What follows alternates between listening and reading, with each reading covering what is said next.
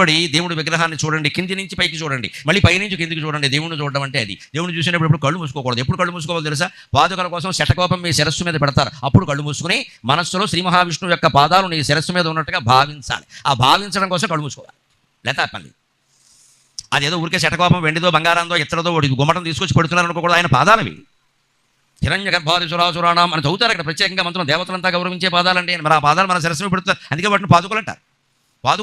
అది ఊరికే ఏదో ఒక గొడుగు లాంటిది కాదు, ఒక శటకోపం కాదు, దాని పేరు ఏమిటి? పాదుకలు. అంటే భగవత్పాదాలు మన శిరస్సు పెడుతున్నారు. ఎప్పుడు ఆ ఫలితం నీకు వస్తుంది, నువ్వు భావిస్తే వస్తుంది, లేకపోతే రాదు.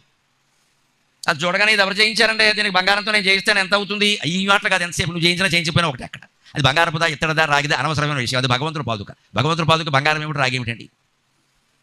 ఆ భావన మనకు మనసులో ఉండడం కోసం పాదుకలు శిరస్సు మీద పెట్టినప్పుడు మనం కళ్ళు మూసుకోవాలి. తప్పితే మిగిలినంత సమయం కూడా కళ్ళు తెరిచి వీలైతే గోపికలలాగా రెప్పలు కూడా లేకుండా ఉంటే బాగుండు, అలా చూసేవాళ్ళం అన్నట్టు చూడాలి. గోపికలు అనుకున్నారట శ్రీకృష్ణుడి గురించి, నువ్వు పగలల్లా అడవిలో తిరుగుతూ ఉంటావయ్యా, నిన్నప్పుడు మేము గోపకులతో కలిసి వెళ్ళిపోతావు, నువ్వు అక్కడికి వెళ్ళిపోతావు, మేము చూడలేము నువ్వు ఎప్పుడు రాత్రి సాయంత్రానికి ఇంటికి వస్తావు, అప్పుడైనా నిన్ను చూద్దాం ఉంటా. లక్ష్మీ వర రెప్పలు అడ్డముగా చేసనిదే ఇలా విధాత క్రూరుడై అని గోపికలు బాధపడ్డారు పాపం. నీ వడవిన్ పవందిరుగా నీ కుటిలాలకలాలిత హాస్యము ఇచ్చావిధి చూడకున్న నిముషంబులు మాకు యుగంబులైసను కావున రాత్రులైన నేను కన్నుల నిండుగా చూతమన్న లక్ష్మీ వర రెప్పలు అడ్డముగా చేసనిదే ఇలా విధాత క్రూరుడై. అది గోపికల భక్తి. ఆ భక్తి మనలో ఉందా? ఎంతసేపు దేవుడి గుళ్ళోకి వెళ్ళడం వల్ల నాకు ఆ కోరిక తీరింది, ఈ కోరిక తీరింది, నాకు తీరింది, నీకు తీరిందా, ఏటి తీరింది, కడుపు నొప్పి. తీరకపోతే దేవుడు లేనట్టేనా? దైవభక్తి అంటే మన పనులు చేయమని దేవుణ్ణి అడగడం కాదండి. ధర్మశాస్త్రాల్లో ఆయన ఏ పనులు చెప్పాడో ఆ పనులు మనం చేయడం దైవభక్తి. అది భక్తి. నాకు ఈ పని చేసి పెట్టు, నాకు ఈ పని చేసి పెట్టు, ఎవడో కాంట్రాక్టర్ని అడిగినట్టే అడుగుతూ ఉంటాం దేవుణ్ణి మనం. ఇక్కడ పిల్లలకి పెళ్ళి అయింది, సరే 4 ఏళ్ళైంది, ఇంకా పిల్లలు పుట్ట, పిల్లలు కానీ ఎలా నీకేం పని లేదా, నీ కొడుకుని ఏమన్నా మహారాజు పుడతాడా, దాని గురించి దేవుణ్ణి అడుగుతావా? అది పెద్ద అవసరమా? మన కోరికలన్నీ ఇంతే. మరి ఆ పిల్లలతో ఆగుతాడా? పిల్లడు పుట్టాడు కానీ ఏమిటో అర్భకంగా ఉన్నాడు, వాడిని లావు అవ్వాలి. ఇప్పుడు ఆ లావు కూడా అయ్యాడు అనుకో, వాడికి చదువు బాగా రావట్లా, ఎంత గొడవో. ఇది ఈ జన్మకు తెలియదు కాదు. ఇది ఈ కోరికలు కోరే పెద్ద మనిషి ఎప్పుడు శ్మశానానికి వెళ్తాడో అప్పుడే ఈ కోరికలు తీరతాయి, ఇంకెప్పుడు తీరవు. అంతవరకు ఏదో కూర్చునే ఉంటాడు ఇలాగా, మన వాళ్ళ గురించి మన వాళ్ళ గురించి బుద్ధి జ్ఞానం లేకుండా. ఇది నిజంగా భక్తి అంటే మన పనులు చేయమని దేవుణ్ణి అడగడం కాదండి. దేవుడు ఇప్పటికే ధర్మశాస్త్రాల్లో మనకి పనులు చెప్పాడు. స్వాధ్యాయ ప్రవచనాభ్యాం న ప్రమది దవ్యం మాతృదేవోభవ పితృదేవోభవ ఆచార్యదేవోభవ అతిథిదేవోభవ. ఇది దేవుడు చెప్పిన పనులు. నీ తల్లిని పూజిస్తున్నావా, తండ్రిని గౌరవిస్తున్నావా, గురువుల్ని గౌరవిస్తున్నావా, ఇంటికి ఎవరైనా వస్తే ఇంత అన్నం పెడుతున్నావా, ఇవి దేవుడు చెప్పిన పనులు. ఇవి చేయాలి, సమాజం కోసం అవి చెయ్యాలి మనం. ఒక్కసారి మీరు స్వామివారి విగ్రహాన్ని చూడండి. కనులు త్రిప్పనీదు కమలా మనోహరు చిత్రపటము. కళ్ళు పక్కకి తిప్పుకోలేరండి మీరు నిజంగా చూస్తే. అని ఎన్ని ఆభరణాలు అలంకరించారు, ఎంత అందంగా ఉన్నాడు దేవుడు. కళ్ళు పక్కకి ఎడుతుందా? మానవుల్లో ఎవరు ఎంత అందంగా ఉన్నా, ఆడవాళ్ళైనా మగవాళ్ళైనా 2 నిమిషాలు చూస్తాం, 3 నిమిషాలు చూస్తాం, అంతకంటే ఏమిటి చూస్తాం. అందాల పోటీలు ఇప్పుడు హైదరాబాద్లో పెడుతున్నారు. విమానాశ్రయంలో దిగిని నడుస్తూ ఉంటే చూసా, ఒక్కడు నాకు అందంగా కనపడలేదు. ఈ బొమ్మలేం అందాల బొమ్మలు రానుకున్నాను, ఎందుకంటే చిట్యాల్లోనే చాలా అందాలు ఉంటాయి. వీళ్ళు అందాలు మొహాన బొట్లు లేదు, ఆ వేషం ఏమిటో విచిత్రంగా ఉంది. వీళ్ళు అందాలు బొమ్మలు, వీళ్ళకి పోటీ మళ్ళీ ఇక్కడ దీనికోసం 1000 కోట్లు ఖర్చు. అందం అంటే అదండి. వెంకటేశ్వర స్వామి అందాన్ని చూడండి అమ్మా, ఎంత అందంగా ఉంటుందో. అమ్మవారి గుడికి వెళ్ళి సౌందర్య నగరైన అమ్మవారి అందాన్ని చూడండి. సీతాదేవి అందాన్ని చూడండి, ఎంత అందంగా. గోదాదేవి అందాన్ని చూడండి, ఎంత అందంగా ఉంటుందో. ఆ అందం ముందు వీళ్ళు ఏం నిలబడతారండి ఇక్కడ. కనులు తిప్పనీదు కమలా మనోహరు చిత్రపటము. ఆ విగ్రహం ఉంది, చిత్రపటమైనా విగ్రహమైనా కళ్ళు పక్కకి తిప్పనివ్వదు. జీవపత్రవటము, అది ఎటువంటిదంటే సజీవమైన ఆకులు కలిగిన వటము, అంటే మర్రి చెట్టు. కనులు త్రిప్పనీదు కమలా మనోహరు చిత్రపటము జీవపత్రవటము. భగవంతుని యొక్క విగ్రహం ఎటువంటిది అంటే అది చిత్రపటమేనా, జీవపత్రవటం. పల్లెటూళ్ళలో ఊరి మధ్యలో మర్రి చెట్టు ఉంటుంది. ఇళ్ళ దగ్గర మర్రి చెట్టు ఉండదు, రావి చెట్టు ఉండదు, ఊరు మధ్యలో ఉంటుంది. ఎందుకు ఉంటుంది? రావి చెట్టుకి కింద వేళ్ళు బాగా వ్యాపిస్తాయి. ఇంటి పక్కనే ఇంట్లో దొడ్లో రావి చెట్టు పెట్టేవనుకో ఇల్లు కూలిపోతుంది, గోడ పడిపోతుంది. అందుకే రావి చెట్టు ఇంట్లో ఉండదు. అది శని అని కాదు, శని కాదు, ఏం కాదు, దాంట్లో సైన్స్. ఈ సైన్స్ మనకు అర్థం కాదు కాబట్టి శని అని చెప్పారు అంతే. రావి చెట్టు కింద వేళ్ళు బాగా వ్యాపిస్తూ ఉంటాయి. దాని ఇంట్లో పెట్టుకున్నాం అనుకో దొడ్లో, ప్రహారీ కూడా కిందకి వేళ్ళు మీద గోడ పడిపోతుంది. రావి చెట్టు ఎప్పుడు ఊరికి చివర ఉండాలి, దారి పక్కన ఉండాలి, ఊరు మధ్యలో ఉండొచ్చు. రచ్చబండ అంటారు. రచ్చబండలుగా పల్లెటూరులో ఉండే చోట రావి చెట్టే ఉంటుంది. మీరు గమనించారు, చుట్టూ దిమ్మలేస్తారు, కూర్చుంటారు. వెనక మునసబు గారు అక్కడే కూర్చొని తీర్పులు చెప్పేవారు కూడాను. అలాగే మర్రి చెట్టు కూడా ఉండేది. మర్రి చెట్టు ఊరు మధ్యలో ఉంటుంది, ఊరు బయట ఉంటుంది. ఎందుకు అర్థం తెలుసా? మర్రి చెట్టు శాఖోపశాఖలుగా వ్యాపిస్తుంది, కొమ్మలు రెమ్మలుగా వ్యాపిస్తుంది. మళ్ళీ పైకి ఇలా వచ్చిన కొమ్మ నుంచి ఒక ఓడ కిందికి దిగుతుంది. సంసారం సరిగ్గా విష్ణు సహస్రంలో 3 చెట్లు చెబుతారు. నిగ్రో మర్రి చెట్టు, ఉదుంబరం మేడి చెట్టు, అశ్వత్థక రావి చెట్టు. ఈ 3 చెబుతారు. ఎందుకు చెప్పారు? మిగిలిన చెట్లు లేవా? నీ సంసారం మర్రి చెట్టులా వ్యాపిస్తుంది, చూసుకో, ఎక్కడో అక్కడ తగ్గించుకో బాగా. మర్రి చెట్టు ఇలా ఎదుగుతుంది, కొమ్మలు అవుతాయి, రెమ్మలు అవుతాయి, మళ్ళీ కొమ్మ నుంచి ఒక కొమ్మ కిందికి వస్తుంది, మళ్ళీ ఓడ, ఈ ఓడ నుంచి మళ్ళీ పైకి ఎడుతుంది, ఇలా పెరగనేయకుండా చూసుకో. అంటే పెరుగుతూనే ఉంటుంది, నువ్వు తప్పించుకో. ఉదుంబరక మేడి చెట్టుతో పోలుస్తారు జీవితాన్ని. ఎందుకని మేడి పండు చూడ మేలిమయ్యుండు, నువ్వు పొట్ట విప్పి చూడ పురుగులుండు. కుళ్ళు బుద్ధులు ఉన్న వాళ్ళతో కలిసి సంసారం చేయాల్సి వస్తుందమ్మా కర్మ. కుళ్ళు బుద్ధులు ఉన్న వాళ్ళతో కలిసి పని చేయాల్సి వస్తుంది, పెద్ద కర్మ. తప్పదు, వాడి బుద్ధి మనం మార్చలేం, వాడితో కలిసి పని చేయక తప్పదు. అప్పుడు మేడి పండులా ఉండు. మేడి పండు లోపల పైన బాగా మేలిమి రంగులో కనపడుతుంది, లోపల పురుగులు ఉంటాయి. లోపల పురుగులు ఉన్నా పండులా లేదా అంచేత నీతో కలిసి పనిచేసేవాళ్ళు ఎలా ఉన్నా నువ్వు పండులా ఉండొచ్చు, అభ్యంతరం లేదు. మేడి పండు అర్థమైంది, ఎంతవరకు ఉండాలో అంతవరకు ఉండు. ఆ కుళ్ళు బుద్ధి వాడితో నీకు పని తప్పదు కదా. ఒక్క మాట వాడితో మాట్లాడి వెనక్కి వచ్చి ఇంక వాడు ఏం చెప్పినా వెనక్కి. అందుకని వాడిని మార్చే ప్రయత్నం పొరపాటే, వాడు ఉన్నాడు కాబట్టి మనం వెళ్ళిపోదాం అనుకోవడం పొరపాటు. ఎన్ని ఉద్యోగాలు మారుతావు, అక్కడ ఇంకోటి తయారవుతాడు.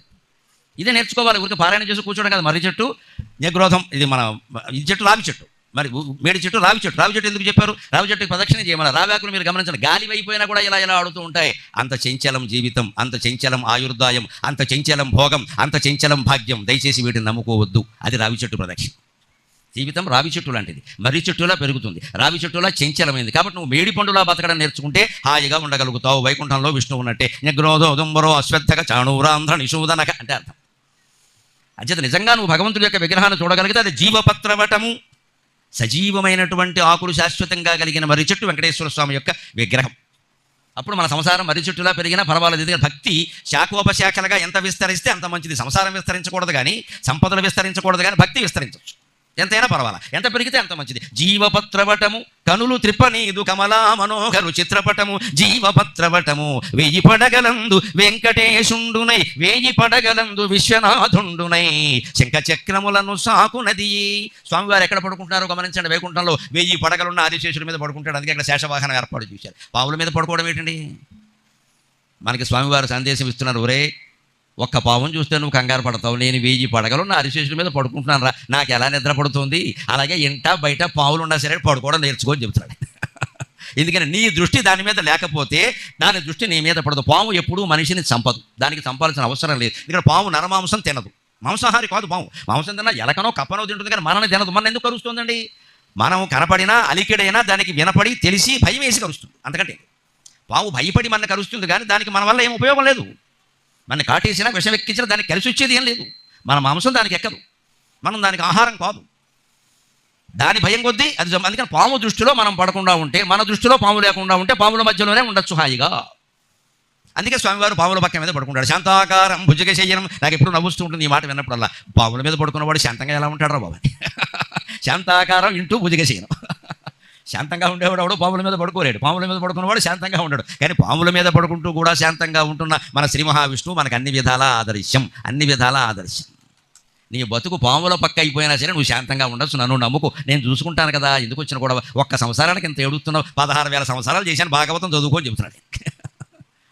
దాన్ని అంటీ ముట్టనట్టుగా ఉండాలండి. సంసారం అంటే అర్థం అది, అంటీ ముట్టనట్టుగా ఉండాలి. అంటే దానికి కుమ్మరి పురుగును ఉదాహరణగా చెబుతారు. కుమ్మర పురుగు దులుస్తుంది, పల్లెటూళ్ళలో వాళ్ళకి బాగా తెలుసు. చెరువుల దగ్గర ఉంటుంది, తడి మట్టి దులిచేస్తుంది, పెద్ద కన్నం చేస్తుంది. దాని ఒంటికి ఇంత మట్టి రేణువు కూడా అంటుకోదు.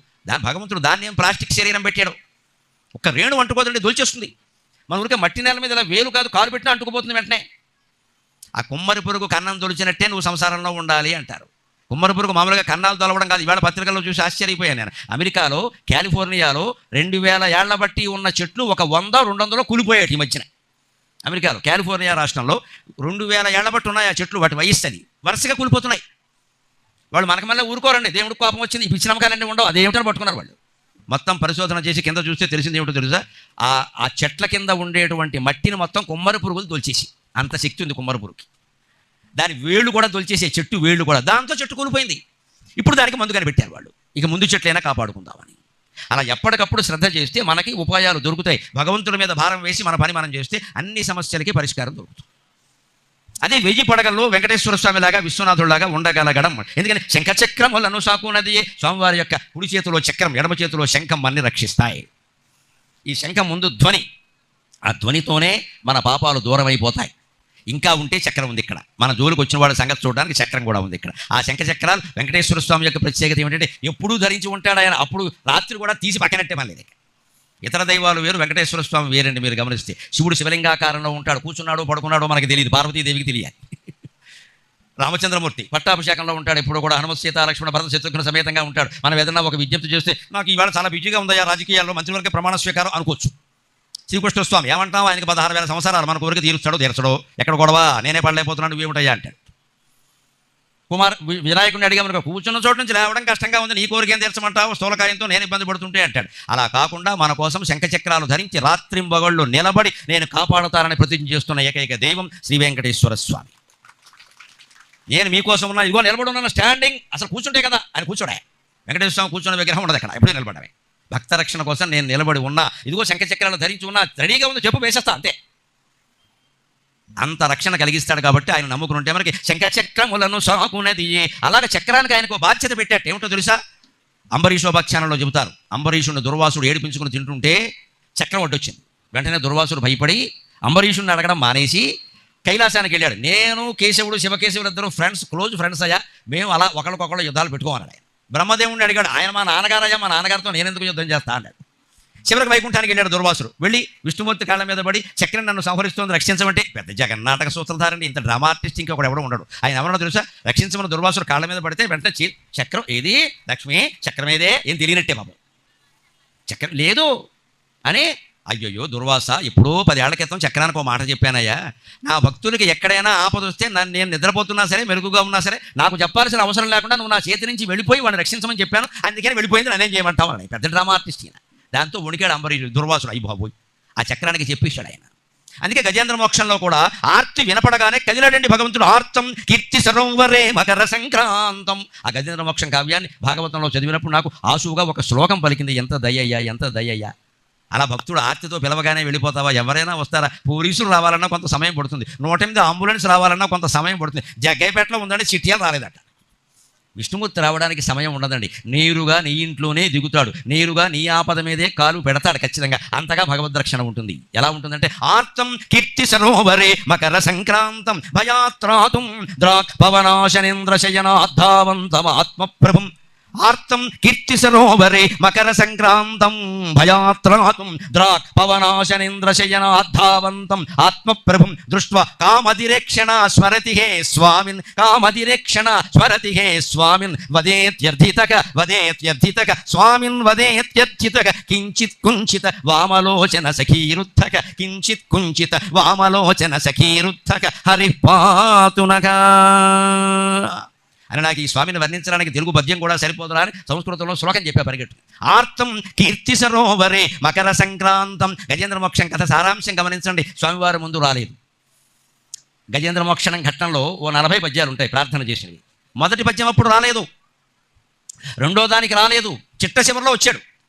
తెలుగు సినిమాలో చివరిలో పోలీసులు వస్తారు శుభంగా వేసేసి అందరినీ అరెస్ట్ చేయడానికి, అంతవరకు రాదు. అలాగే తెలుగు సినిమాలో పోలీసులాగా శ్రీ మహావిష్ణువు చివరిలో వచ్చాడు. ఎందుకని? ఈ గజేంద్రుని యొక్క అహంకారం పూర్తిగా పోవాలి. అందుకే కీర్తి సరోవరే అన్నాను నేను ఇష్టదైవం కావ్యంలో. గజేంద్రుడు ఈ సరోవరంలో ప్రవేశించింది ఎందుకంటే కీర్తి కోసం. ఎందుకని ఆయన ఒక్కడు రాలా, వెనకాల 25 మంది ఆడజనుగులు వచ్చాయి. ఇక్కడ మగాడు ఒక్కడు బయటికి వెళ్ళినప్పుడు పరిస్థితి వేరండి, భార్యతో సహా వెడితే పరిస్థితి వేరండి, కొంత పోజు కొట్టేస్తాడు.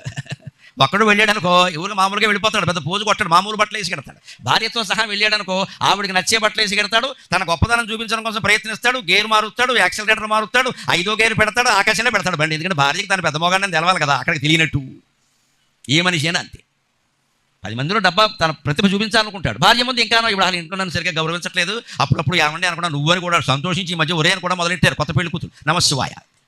బే ఇంకా నయం, మేము అదృష్టవంతులు, మా భార్యలు మమ్మల్ని ఏమండి అని పిలుస్తున్నారు. అబ్బే ఈ తరం పిల్లల సంగతి దురదృష్టం చెప్పరాక. ఒరే అది కూడా బండిరా, మామూలురా కాదు. తెలుగులో 2 రాళ్ళు ఉంటాయి, మామూలురా బండిరా, అందులో బండిరా. కర్మ అంటే అదే, ఇంకంతే, అయిపోయాం, విలువలన్నీ మారిపోయాయి. ఇంకా ఒరే అన్నాక ఒరే అన్నట్టే ఉంటుంది. ఇంకా అంటే పేరెట్టి పిలవడం, ఒరే అనడం. అసలు ఇదివరకు భర్త పేరు చెప్పాలంటే ఎంత సిగ్గుపడిపోయేవారో. గుమ్మం దగ్గర మేము ఆయన పేరు చెప్పమ్మా అంటే మల్లె తీగలాగా 16 మెలికలు తిరిగేది, నోట్లోంచి పేరు వచ్చేది కదా బయట. అంత సిగ్గు. అక్కడ మొత్తం ఐదుగులు చేరి గిల్లి గిల్లి గిల్లి చెప్పించేవారు. ఇప్పుడు ఏదైనా శేఖరా చెప్పాను కదా అంటే వస్తాడు, ఎందుకంటే అంతకుముందే పరిచయం కదా, కాలేజీలో బండేసి తిరిగారు కదా. అందుకే మళ్ళీ సంప్రదాయ వివాహాలు తల్లిదండ్రులు చెప్పినట్టుగా సంప్రదాయబద్ధమైన వివాహాలు జరిగే వరకు ఉత్తమ సమాజం ఏర్పడే అవకాశం లేదమ్మా, నన్ను మన్నింతురుగాక. వాస్తవం చెబుతున్నాను నేను.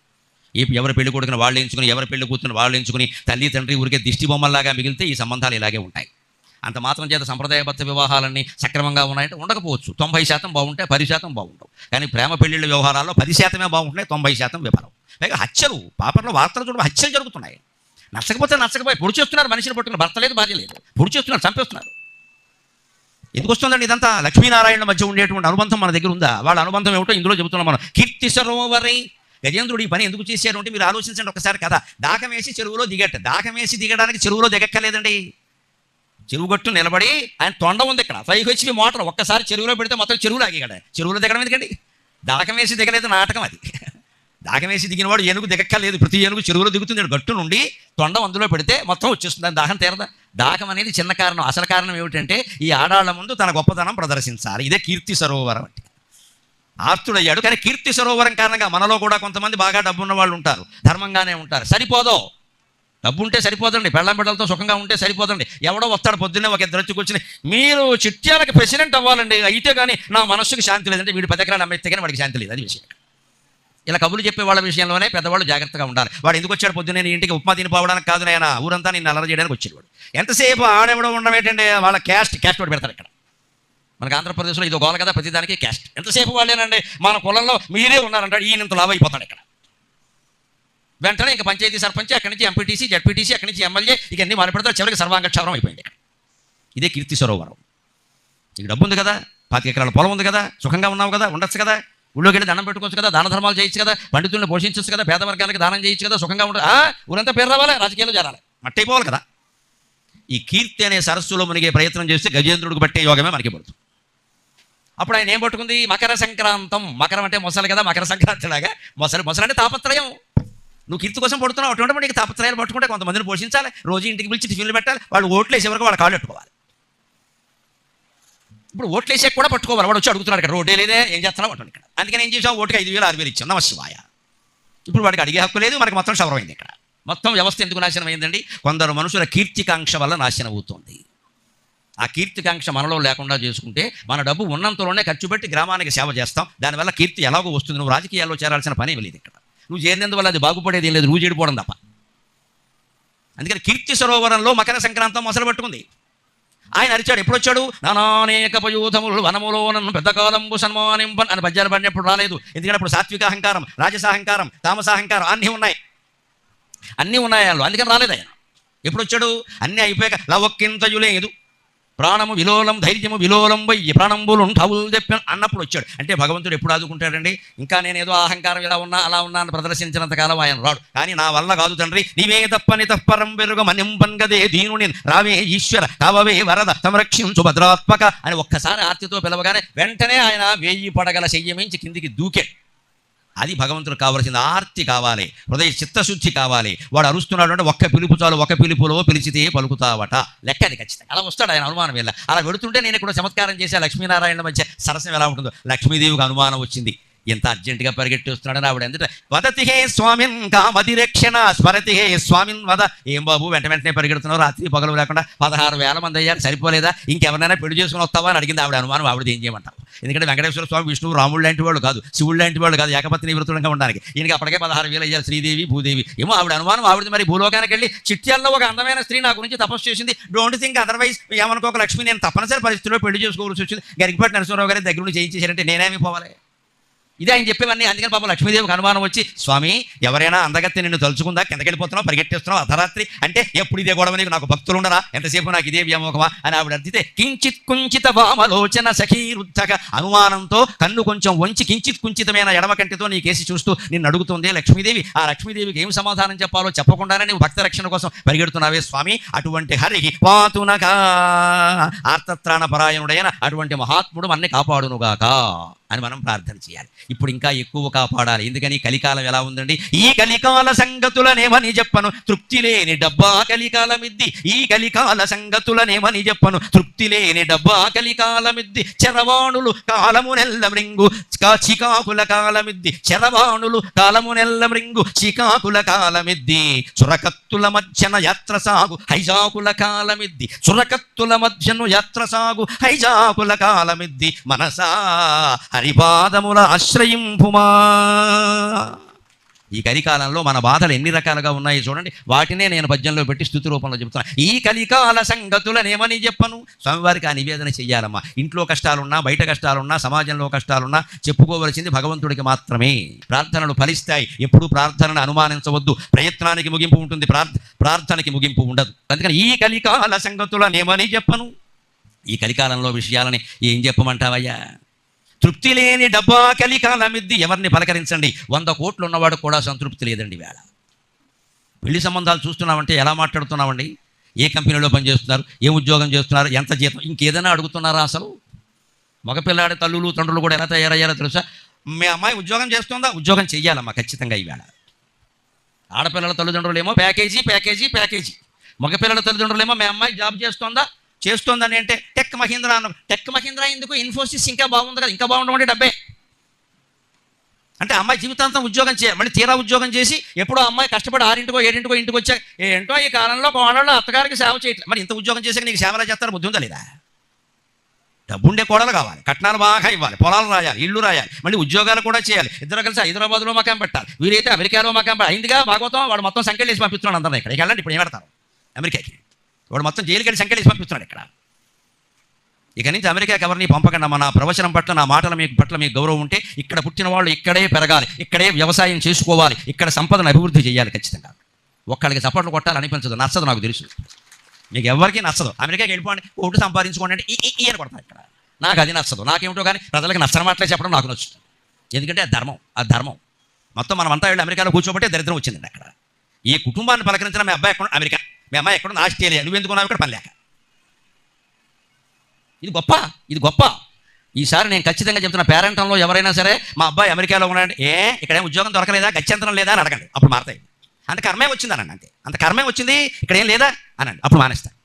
అది గొప్పగా భావించినంతకాలం నడుస్తూనే ఉంటాయి.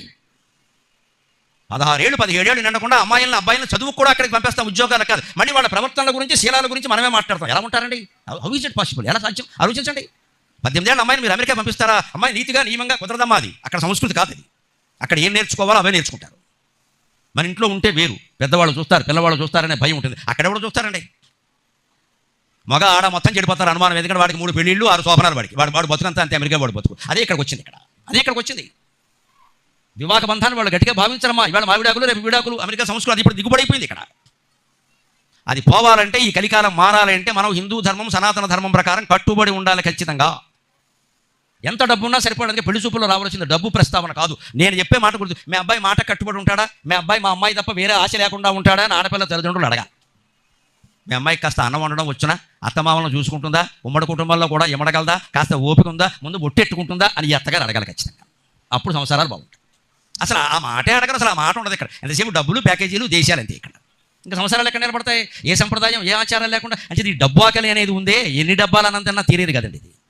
ఇది పోవాలి. అంతేకాదు, శరవాణులు కాలమునెల్ల మృంగు చికాకుల కాలమిద్ది. ఇవాళ స్మార్ట్ ఫోన్ ఉంటే చాలు, మొత్తం సమయం అంతా దానికే సరిపోయింది.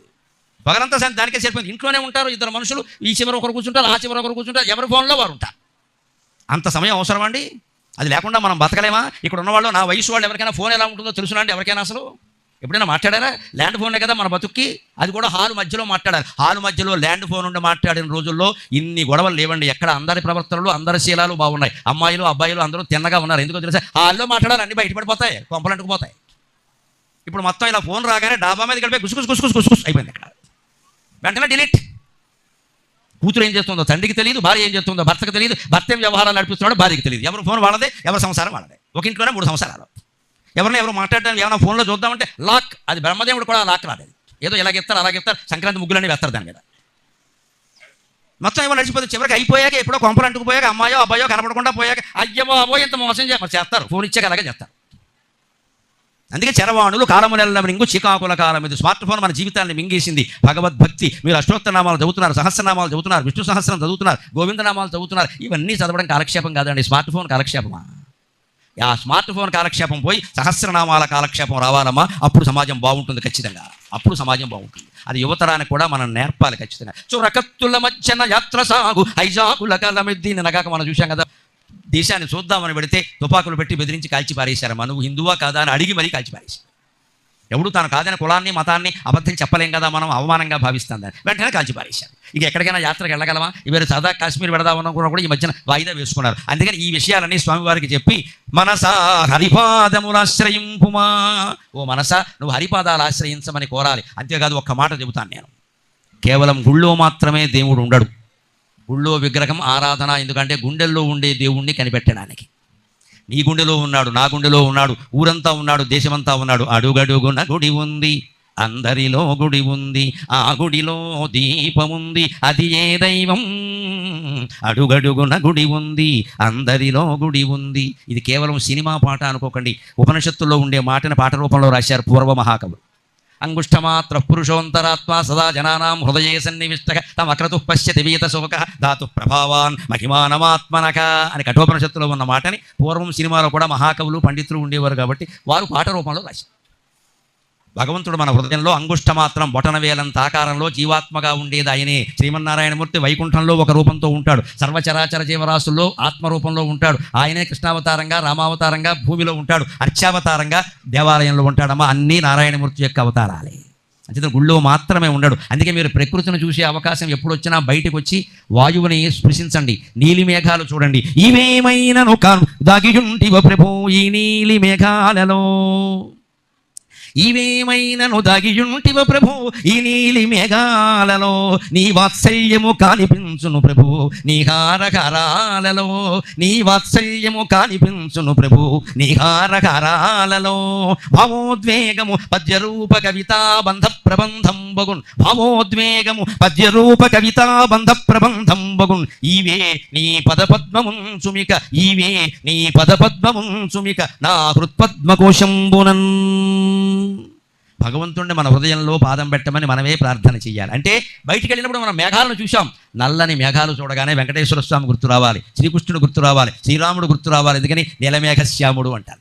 వర్షం కురిసే ముందు మేఘం ఏ రకంగా ఉంటుందో, ఏ రంగులో ఉంటుందో ఆ రంగులో ఉంటాడమ్మా భగవంతుడు. అంచేత నల్లని మేఘాన్ని చూసినప్పుడల్లా రేపు ఆషాఢ మాసం వస్తే, శ్రవణ మాసం వస్తే చూస్తాం, అక్కడ భగవంతుడు గుర్తు రావాలి మనకి. ఎందుకని? వర్షం మేఘం ఏం చేస్తుంది? వర్షాన్ని కురిపిస్తుంది. మనకి ఎప్పుడైనా సరే ఒకటే లెక్క, చెగ్గడ్డేసింది మోకాల మీద ఎక్కడో బాగా సలుపుతోంది అనుకోండి, 10 రోజులు అయింది వేసి తగ్గడల్లా, కానీ 10వ రోజున బాగా సలుపుతోంది అంటే అర్థం ఏంటో తెలుసా? పగిలిపోతుంది. పగిలిపోయే ముందే సలుపుతుంది బాగా. అలాగే పొయ్యిలోంచి పొగ బాగా వస్తుంది అంటే ఏమిటో తెలుసా? తర్వాత జ్వాల బ్రహ్మాండంగా ఉంటుంది. అలాగే వాతావరణంలో ఉక్కబోస్తుంది అంటే అర్థం ఏమిటో తెలుసా? వెంటనే వర్షం కురుస్తుంది. నీ జీవితంలో కూడా కష్టాలు వస్తున్నాయి అంటే భగవద్ అనుగ్రహం నీ మీద కురవబోతోంది మిత్రమా. సంతోషంగా ఉండాలి, సంతోషంగా ఉండాలి. కష్టాలకి భయపడకూడదు. ఆలయం ఉన్న ఊళ్ళో హిందువులై ఉండి, భక్తులై ఉండి కష్టాలకి భయపడుతున్నారు అంటే భక్తి అర్థం కాలేదన్నమాట. ఊరికే ఏదో దండాలు పెట్టుకుంటున్నాం, పోతున్నాం, భక్తి అర్థం కాల. నమే భక్త ప్రణశ్యతి, భగవంతుడు చేసిన ప్రతిజ్ఞ ఇది. కౌంతేయ ప్రతిజానీహి నమే భక్త ప్రణశ్యతి. 9వ అధ్యాయం భగవద్గీత రాజవిద్య రాజగుహ్య యోగంలో క్షిప్రం భవతి ధర్మాత్మా శాంతిం నిగచ్చతి కౌంతేయ ప్రతిజానీహి నమే భక్త ప్రణశ్యతి. అర్జున నువ్వు ప్రతిజ్ఞ చెయ్యి, నేను నా భక్తుల్ని కాపాడుతాను, అనుమానం ఏం లేదు. ఈ విషయం ఒక్కడే తెలుసుకోవాలన్నాడు. అంటే మనం భగవద్భక్తులమైతే నష్టపోవడం అన్న సమస్య లేదు, ఎప్పుడూ బాగానే ఉంటాం. ఆ నమ్మకంతోనే ఉండాలి ఇక్కడ. అందుకని ఇక్కడ ప్రత్యేకించి చెబుతున్నారు, ఇక్కడ ఇవేమైనను కనిపింతువ ప్రభో ఈ నీలి మేఘాలలో. నీల మేఘాలు ఎంత అందంగా ఉన్నాయ్యా, మాకు వర్షం కురుస్తుందనే ఆశ కలుగుతుంది కదా, అందుకని ఈ నీలి మేఘాల్లో దాక్కున్నది నువ్వేనా అంటున్నాడు ఇక్కడ కవి. ఈ నీ వాత్సల్యము కానిపించును ప్రభు నీహారకారాలలో. తెల్లవారి కట్టే మంచు కురుస్తూ ఉంటుంది, రేపు మళ్ళీ చలికాలం వచ్చిందంటే బాగా కురుస్తుంది. వేసవి కాలం కూడా మీరు గమనించండి, రాత్రి పడుకునే ముందు ఏసీ వేసుకోవాలనిపిస్తుంది, తెల్లారగట్ట ఏసీ కట్టేయాలనిపిస్తుంది. ఎందుకంటే వాతావరణం మారిపోతుంది, చల్లగా ఉంటుంది, మంచు కురుస్తుంది. ఆ మంచు కురవడం వల్లే శిశిర ఋతువులో ఆకులన్నీ రాలిపోతాయి, మళ్ళీ కొత్త శక్తి వస్తుంది ఖచ్చితంగా. నాశయత్యేష వైభూతం తదేవ సృజతి ప్రభు పాయత్యేష తపత్యేష వర్షత్యేష గభస్తిభిః అని రామాయణం ఆదిత్య హృదయంలో చెబుతారు. సూర్యుని యొక్క తేజస్సు ఏం చేస్తుంటే పాయత్యేష అన్ని రకాల విత్తనాలని, కాయల్ని, వాటిని ఎండిపోయేలా, ముందు అందులో రసమంతా వచ్చేలా చేసేస్తుంది. తపత్యేష ఎండిపోయేలా చేస్తుంది. తపత వర్షత్యేష ఆ తర్వాత వర్షించి మళ్ళీ జీవరసాన్ని నింపుతాడు. ఎవరివన్నీ సూర్యుడే చేస్తాడు. పాయత్యేష తపత్యేష వర్షత్యేష గభస్తిభిః నాశయత్యేష వైభూతం తదేవ సృజతి ప్రభు. సూర్యకిరణాలే జీవశక్తిని నశింపజేస్తాయి, మళ్ళీ సూర్యకిరణాలే జీవశక్తిని పునరుజ్జీవింపజేస్తాయి. అంటే ప్రకృతి ధర్మం ప్రకారం మనలో జీవశక్తి నశిస్తూ ఉన్నా భగవంతుని యొక్క కరుణ కారణంగా ఆ జీవశక్తి పునర్వికాసం చెందుతుంది. ఆ వికాసం కోసం కోరాలి మనం. అందుకని నిహారకారాలలో, నిహారం అంటే మంచు, తెల్లవారు గట్ట మంచు ఏమిటో తోరణాలు కట్టినట్టే ఉంటుందయ్యా. అటువంటి హారాల్లో నీ కరుణ కనపడుతోంది, నీ వాత్సల్యం కనపడుతోంది. భావోద్వేగము పద్యరూప కవిత బంధ ప్రబంధంబగు నారాయణ స్తుతి రూపంలో ఈ పద్యాలన్నీ వచ్చాయంటే నారాయణుని యొక్క దయ. అందుకే నాలో ఉండే భావోద్వేగం ఈ పద్యరూపమైన కవితా గంధంగా నీకు సేవ చేస్తోంది మహానుభావ. ఇవే నీ పదపద్మముంచుమిక నా కృత్పద్మకోశమునన్. భగవంతుడు ఈ పాదపద్మాలు. పద్మం ఎక్కడ ఉంటుంది? పద్మకోశంలో ఉంటుంది. పద్మకోశ ప్రతీకాశకం హృదయం చాధోముఖం అధో నిష్ట్యా వితశ్యాంతే నాభ్యాము పరితిష్టతి. మంత్రపుష్పంలో చెబుతారు మన హృదయాన్ని పద్మం చేసుకోవాలి. పద్మకోశం, పద్మానికి కింద ఉండే బొడ్డు ఉంటుంది, నాభి, దాన్ని పద్మకోశం అంటారు. నువ్వు ఆ నాభిలా నీ హృదయాన్ని చేసుకుంటే భగవంతుడు తన పాదం అనే పద్మాన్ని అక్కడ పెడతాడు. పద్మకోశం ఉండే చోట పద్మం ఉంటుంది కదా, అందుకని నా హృదయాన్ని నేను నాభిస్తానన్నగా పద్మకోశంలా చేసుకుంటున్నానయ్యా, నీ పాద పద్మాలు అందులో ఉంచోని మనం భగవంతుడిని ప్రార్థించగలగాలి. అప్పుడు ఆయన ఖచ్చితంగా మన కరుణిస్తాడు. ఇంకొక మాట చెప్పి నేను సెలవు తీసుకుంటా. భగవంతుని యొక్క అవతారాలు, ప్రత్యేకించి విష్ణుమూర్తి అవతారాలు మీరు గమనించండి. అన్నవరంలో దేవుడు మీసాలతో ఉంటాడు, ఇక్కడ ఉన్నట్టుగా ఉండడు. కొన్ని చోట్ల విష్ణుమూర్తికి మీసాలు ఉంటాయి. అన్నవరంలో వీర వెంకట సత్యనారాయణ స్వామి మీసాలతో ఉంటాడు. యానాం కాకినాడ పక్కన నేను చూశాను, వెంకటేశ్వర స్వామికి మీసాలు ఉంటాయి. పిప్పర, పశ్చిమ గోదావరి జిల్లా పిప్పర జనార్దన స్వామి ఆలయంలో నేను మాట్లాడాను, ఆ స్వామికి మీసాలు ఉన్నాయి. భగవంతుడికి మీసాలు ఎందుకుంటాయి? ఇక్కడ ఎందుకుండవు, అక్కడ ఎందుకుంటాయి? దైవత్వం కారణంగా మీసాలు ఉండవు. రాముడికి కూడా మీసాలు ఉండవు, క్షత్రియుడైనా. కృష్ణుడికి కూడా మీసాలు ఉండవు, క్షత్రియుడైనా. ఆ గడ్డాలు మీసాలు లేకపోవడం అనేది దైవ లక్షణం. అందుకని హిందూ దేవతల్లో ఆ మీసాలు అవి ఉండవు. కానీ ఒక్కొక్క చోట భగవంతుడికి ఎందుకు ఉంటాయి అంటే, మనం అప్పుడప్పుడు మీసం తిప్పుతూ ఉంటాం కదా. ఎప్పుడైనా ఓడిపోయినట్టు దుఃఖపడుతూ ఉంటా. కంగారు పడకరా అబ్బాయి, నీ కోసం రంగం మీద నేను మీసం తిప్పడానికి సిద్ధంగా ఉన్నా అని భగవంతుడు మీసాలతో అక్కడక్కడ మనకు కనిపిస్తాడు ఖచ్చితంగా. పిప్పర జనార్దనునకు గొప్పగా మీ సమ్ములేలకు భావింపన్ తప్పుల తడకల జీవితము ఒప్పుల కుప్పగను నర్చు ఒక ఘనుడితడే. మీసాలు ఉన్నటువంటి వెంకటేశ్వర స్వామిని చూస్తే, మీసాలున్న అన్నవరం దేవుణ్ణి చూస్తే, మీసాలున్న దేవుణ్ణి చూస్తే మనకు ధైర్యం వచ్చింది. మన కోసం ఆయన మీసం తిప్పుతాడయ్యా ఖచ్చితంగా. ఎందుకు? జనార్దన స్వామికో, వెంకటేశ్వర స్వామికో, వీర వెంకట సత్యనారాయణ స్వామికో మీసాలు ఉంటాయంటే తప్పుల తడకలుగా మారిపోయిన మన జీవితాన్ని ఉప్పుల గొప్పగా చేస్తాడు ఆయన. వెనక చిన్నపిల్లలు ఆడుకునేటప్పుడు అనేవారు ఉప్పుల గొప్ప ఒయ్యారి భామ, ఉప్పుల గొప్ప ఒయ్యారి భామ అని ఆడుకునేవాళ్ళు. ఇప్పుడు మొత్తం 2 రాష్ట్రాలు అప్పుల గొప్పలు అయ్యాయి. ఉప్పుల గొప్ప ఎలా ఉన్నా కానీ ఉప్పుల గొప్ప పోయింది. ఒకప్పుడు మన దేశం ఉప్పుల గొప్ప ఒయ్యారి భామ, ఇప్పుడు అప్పుల గొప్ప అయ్యో రామ. ఈ అప్పుల గొప్ప రాష్ట్రం అయితేనండి వాళ్ళు ఏదో చూసుకుంటారు, మనకు అనవసరం. మన వ్యక్తిగత జీవితాలు కూడా అప్పుల గొప్పలు అవుతున్నాయి. దయచేసి అందరూ గమనించండి. బెట్టింగ్లు వచ్చాయి, రుణయాపులు వచ్చాయి. మన పిల్లలు మనకు తెలియకుండా నొక్కేసి అప్పులు చేస్తున్నారమ్మా. అన్నీ మునిగిపోయాక 5-6 లక్షలు మునిగిపోయాక అప్పుడేమో తండ్రికో తల్లికో చెబుతున్నారు. అప్పుడెవరు కాపాడతారండి? ఈ అప్పుల గొప్ప కాకుండా మన పిల్లలకి పొదుపు అనేది ఎప్పటి నుంచే నేర్పాలి. భగవద్భక్తి, జ్ఞానం, వైరాగ్యం ఉంటే తప్పుల తడకలుగా మారిపోయిన జీవితాన్ని ఒప్పుల గొప్పగా ఆయన మారుస్తాడు. చివరిగా నేను ఒక ప్రార్థన చేసి సెలవు తీసుకుంటా. నాకు భగవంతుడి దయ వల్ల ఈ మధ్య పెరిగినటువంటి ప్రాచుర్యం నాకు ధైర్యాన్ని కాదు, భయాన్ని కూడా కలిగిస్తుంది. బాగా ఇమేజ్ పెరిగిపోయింది. నేను ఇప్పుడు అక్కడ జగ్గయ్యపేట దగ్గర హోటల్లో దిగి ఇంకా లోపల తయారవ్వడం కోసం పెడుతుంటే లారీ మీద సరుకు మోస్తున్నారు కొంతమంది, క్లీనర్లో ఎవరో. వాళ్ళంతా వచ్చి దండం పెట్టి ఫోటో దిగుతున్నారు. చాలా సంబరంగా ఉంటుంది ఇది. కానీ నాకేమనిపించిందంటే, ఇంత నిమ్న వర్గాలకు కూడా నా ప్రవచనాలు వెళ్ళాయంటే నేను బాధ్యత వహించాలిగా వారి జీవితాలకి. ఇది ఒక రకంగా బాధ్యత, ఒక రకంగా భయం. ఒక రకంగా పెళ్లి కాకముందు మనిషి ఎలా ఉంటాడు? సత్రం భోజనం, మఠ నిద్ర, ఎక్కడో తింటాడో ఎక్కడో పడుకుంటాడు, వేళకి ఇంటికి వెళ్తాడు, రాత్రిగా తల్లి ఉంటుంది, తండ్రి ఎలా ఉన్నా తల్లి కూర్చుంటుంది పాపం, ఇంత మొదలు పెడుతుంది. పెళ్ళయిన తర్వాత ఇదే అబ్బాయికి ఏమనిపిస్తుందండి? భార్య, పిల్లలు, బాధ్యత. ఓ పక్క పెళ్ళయిందని ఆనందం, మళ్ళీ భయం కూడా ఉంటుంది ఇక్కడ.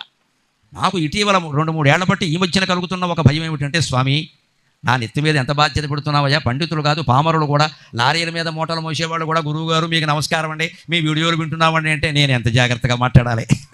నేను ఎన్ని జీవితాలకి బాధ్యత వహించాలి? వాళ్ళు పాపం అమాయకంగా నన్ను నమ్ముతున్నారు. భగవత్కరుణ వాళ్ళ మీద ప్రసరింపజేయాలి కదా అని నేను భగవంతుడిని ప్రార్థించాను. ఎలాగో తెలుసు. ఏమొనరింపనించితివి కవిమాతృని, స్వామి శ్రీ వెంకటేశ్వర, ఏమొనరింపనించితివి కవిమాతృని, లోకమంతకు నియమము నీతి నేర్పగలనేతగా రూపుధరింపజేసెదో, లోకమంతకు నియమము నీతి నేర్పగలనేతగా రూపుధరింపజేసెదో. ఓ స్వామి నిమిత్తమాత్రుడను, ఓ స్వామి నిమిత్తమాత్రుడను, భారమున అపయమోపకయ్య, నిమిత్తమాత్రుడను భారమున అపయమోపకయ్య. ఔగాములకేను కారకుడగాను ధరింపుము శంఖమట్లునన్. స్వామి నా జీవితాన్ని ఏం చేద్దాం అనుకుంటున్నావు? ఇన్ని లక్షల మంది ఎక్కడ ప్రపంచంలో తెలుగువారు ఉన్నా సరే గరికపాటి వారు మాటలు వింటున్నాం ఉంటున్నారు. ఇప్పుడు రేపు ఇంకో 4 రోజుల్లో లండన్ పెడుతున్నాం. ఇప్పుడు ఇక్కడికి మాకు ఇక్కడ పిలిచిన వాళ్ళు ఏదో ఒక సంస్థ వాళ్ళు పిలిచారు. ఇప్పటి వరకు ఈ రోజు వరకు 15 మంది ఆహ్వానించారు ఫోన్లో. మా ఇంటికి రండి, మేం కార్యక్రమం పెట్టుకుంటాం. ఎక్కడ? లండన్లో. వీడు పెట్టే కార్యక్రమానికి నేను పెట్టేదానికి నేను వెళ్ళాలంటే ఇంకా అక్కడి నుంచి 5-6 గంటల కారులో ప్రయాణం చేయాలి. వెళ్ళగలనా లేదా? ఉండేది వారం రోజులు. ఎందుకంటే ప్రాచుర్యం బాగా పెరిగిపోయింది. లండన్ వస్తున్నారు, మా ఇంటికి రారా, మా ఊరు రారా, మా ఊళ్ళో మేము ప్రవచనం పెట్టుకుంటాం అంటే ఇంత విశ్వవ్యాప్తమైన కీర్తి ఉంది. అది ఎందుకు వస్తుందో తెలుసా? నేను నమ్మకంతో చెబుతున్నా, మీకైనా వస్తుంది, నాకైనా వస్తుంది. భగవంతుడు భాగవతంలో చెప్పిన మాట, నా గురించి ఎవడైనా 10 మందిలో చెబితే నేను వాడి గురించి దేవలోకంలో చెబుతానని చెప్పాడు శ్రీకృష్ణుడు ఏకాదశాధ్యాయంలో ఉద్ధవుడితో అంటాడు ఈ మాట. భగవంతుడి గురించి చిత్తశుద్ధిగా ఎవడైనా 10 మందిలో చెబితే నేను వాడి పబ్లిసిటీ నేను చూసుకుంటా, దేవలోకంలో చెప్తా, అంత ప్రపంచం అంతా చెప్పాడమ్మా. అందుకని ఇప్పుడు నాకు భయంగా ఉంది, ఇంతమంది జీవితాలకి నేను బాధ్యత వహించాలా? నేను ఏది చెబితే ఏది చేయడానికి సిద్ధంగా ఉన్నారంటే నేనెంత ఆలోచించి చెప్పాలి, ఏదైనా సరే ఎంత చిత్తశుద్ధిగా మాట్లాడాలి. అందుకని స్వామివారిని నేనేమంటున్నానంటే, నన్ను ఏం చేయదలుచుకున్నావయ్యా, ఇంత పెద్దవాడిని చేసావు, ఇవాళ బాధ్యత నా మీద పెట్టావు. అందుకని స్వామి నిమిత్త మాత్రుడను, భారము నాపై మోపకయ్యా. ఇంతమంది జీవుల యొక్క భారాన్ని నేను వహించలేను, నేను ఎవరికి గురువును కాదు, చాలామందికి శిష్యుని తప్పితే నేను గురువును కాదు. అందుకని గురువుని ఎవరైనా అన్నా వారి భారం నా మీద పారేయకు. నీ చేతిలో శంఖాన్ని ఎలాగైతే ధరిస్తావో ఆ రకంగా గరికపాటి నరసింహారావు వాక్కుని శంఖధ్వనిలాగా మోగించు నేను కోరుకునేది అది. అంటే మనకి ఎప్పుడైనా ఒత్తిడి పెరిగినప్పుడు ఈ ప్రార్థన చేయాలని నేను అందుకోసం నేను చేసి చెబుతున్నా. ఒక 1 ఏడాది 2 ఏళ్ల బట్టి నా మీద ఒత్తిడి పెరుగుతోంది. ఎక్కడికి వెళ్ళినా సరే జనం తండోపతండాలుగా, శ్రమజీవులండి, కాయ కష్టం చేసుకునేవాడు, రెక్కాడితే కానీ డొక్కాడదు. ఆ హోటల్లో బాత్రూములు ఉడుచుకునే అబ్బాయి పరిగెత్తుకుని వచ్చాడు, ఆ చీపురు బయట పారేసి పరిగెత్తుకుని వచ్చి దండం పెట్టి, సార్ మీ వీడియో వింటున్నా అన్నాడు. బాబోయ్, ఇతను కూడా వింటున్నాడా? ఇతని సంసారం ఎంత, ఇతని జీతం ఎంత? ఇప్పుడు నేను ఈయన కోసం ఏం చెప్పాలి కొత్త మాటలు? ఎందుకంటే వేదమో శాస్త్రమో చెబితే ఆయనకు అర్థమవుతుందో కాదో, దాన్ని ఆయనకు అర్థమయ్యేలా ఎలా చెప్పాలి? ఎంత బాధ్యత ఉందండి నెత్తి మీద. అందుకని ఆ బాధ్యతతోనే నేను మాట్లాడానమ్మా. ఇందాక అందరూ రావడం గురించి, నిశ్శబ్దంగా ఉండడం గురించి కూడా ఎందుకు మాట్లాడతామంటే, మాట నేరుగా హృదయానికి తాకాలి అంటే నిశ్శబ్దమైన వాతావరణం ఉండాలి. ఆ రకంగా అందరూ నా మనస్తత్వాన్ని అర్థం చేసుకుని ఇన్ని 100 మంది ఇక్కడ హాజరై దీనికి సహకరించినందుకు అందరికీ ధన్యవాదాలు.